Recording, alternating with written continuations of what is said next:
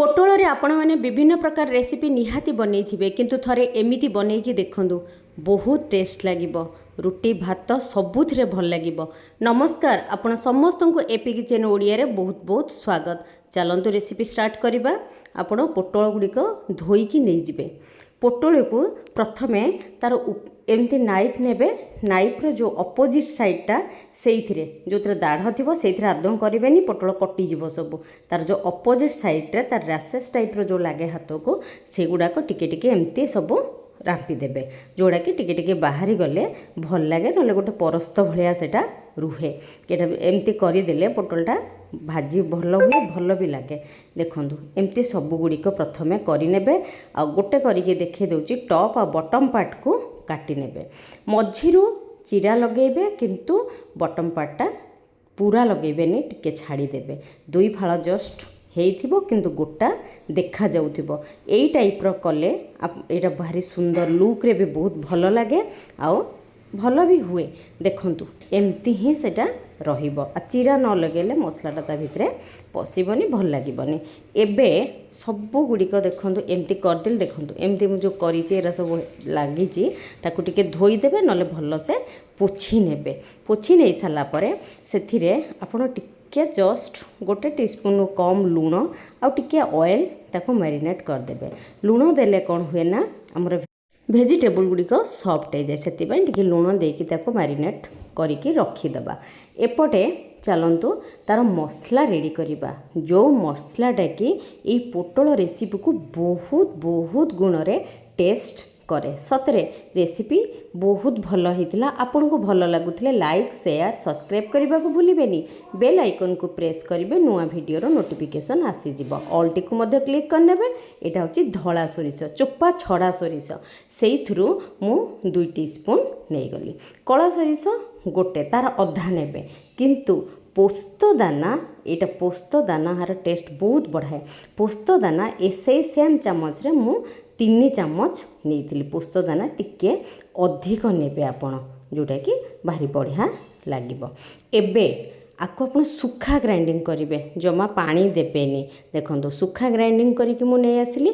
एबे चलतु से आउ टिके दबा इंग्रेडिएंट्स। गोटे कंचा लंका मु देइथिली, आउ हाफ इंच रो अदा देइथिली। आकु मध्य सुखा ही ता सहित मिसे के ग्राइंडिंग करेंगे। कहीं आ लुण टिके दे देबे, भूली जाइथिली लुण निहाती देबे।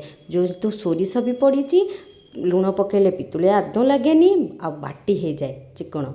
एबे देखंतु बाटी आनली सुखा सुखा, तापर पानी देके ताको ग्राइंडिंग कले आपणकर मसलाटा एकदम फाइन पेस्ट बनिबो।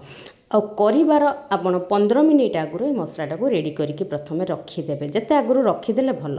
एबे गोटे कड़ाई नेली, सेथिरे सोरिष तेल देली। निहाती रेसिपीटा को आपण सोरिष तेल रे करिवे, जोटा कि तार टेस्ट बहु गुणा बढ़ी दिए। एबे आमे जो पोटलटा को मैरिनेट करके रखीथिले आमे सेथिरे ताको दे देले। लो टू मीडियम फ्लेम रे आपण भाजी नेबे। पोटल को केबे भी लाइट ब्राउन नु डीप ब्राउन करिया को चेष्टा करिवेनी। डीप ब्राउन कले ता ऊपर स्किनटा एकदम चेमड़ा हो जाए, आमर पोटल एकदम खराब हो जाए, खाइबा को इच्छा हुएनी, रेसिपी खराब हो जिवो। जस्ट लाइट ब्राउन हो आसुथिबो, आपण सेही समय ताको बंद करबे। लीड दे दियंतु, पोटल भी एठी 50% सिझी जाए। एही समय आमे जेतेबेले पूरा रेसिपीटा करबा, देखंतु टिके टिके लाइट ब्राउन हेलानी। एही समय आपण 5 ରୁ 7 मिनिट लीड देथिबे। लीड खोलला परे प्राय 50% से सिझी ही जाइछि। एबे ताको आमे गोटे प्लेट को बाहर करदबा। मोर आशा करुँची आपन को रेसिपी बहुत भल लागिबो। निहाती भात सहित मध्य भल लगे, आउ रुटी परोटा सहित मध्य बहुत टेस्ट लगे। आपण निहाती बनेबे, आ मते कमेंट करिवे केमती लागिला। सोरिष तेल अछि ता देरे, आउ हाफ टेबल स्पून टिके देबे। देला परे आपण देखिबे ऑयल जदि थिबो आदौ देबेनी। सेथि टिके कला जीरा देबे। ए जो पोस्त सोरिषर रेसिपी रे टिके कला जीरा आपण फुटेबे, आउ गोटे सुखिला लंका दिटा फुटे देबे। राग आपण ऊपर डिपेंड करूची केते खाइबे केते नाही। टिके हाफ एथरे बेसी हळदी देबेनी, जस्ट 1/4 टीस्पून देले भी चली जिवो। हळदी अत्यधिक एथरे दिया जायनी।